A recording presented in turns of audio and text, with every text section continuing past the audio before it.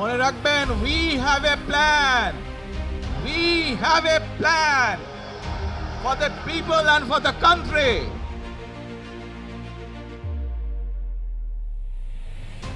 ত্রয়োদশ জাতীয় সংসদ নির্বাচনের প্রচার পর্বে কৃষকদের স্বস্তি দিতে গুরুত্বপূর্ণ অঙ্গীকার করেছিলেন তারেক রহমান।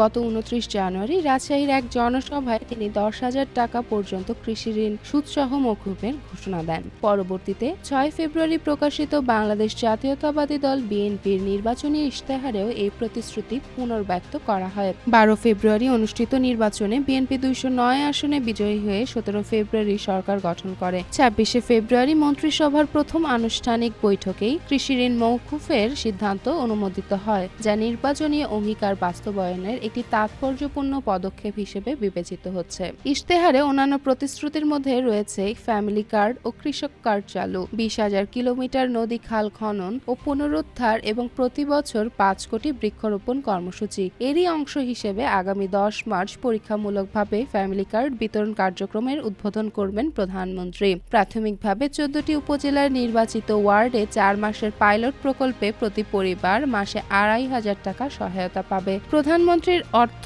ও পরিকল্পনা বিষয়ক উপদেষ্টা রাশেদ আল মাহমুদ তিতুমির জানান, এই কৃষি ঋণ মওকুফ কৃষক পরিবারগুলোর আর্থিক চাপ কমাবে এবং শিক্ষা স্বাস্থ্য খাতে ব্যয় বাড়াতে সহায়ক হবে। সরকারের এই উদ্যোগ গ্রামীণ অর্থনীতিতে ইতিবাচক প্রভাব ফেলবে বলে আশা করা যাচ্ছে। চেমন ফারিয়া, জনকণ্ঠ।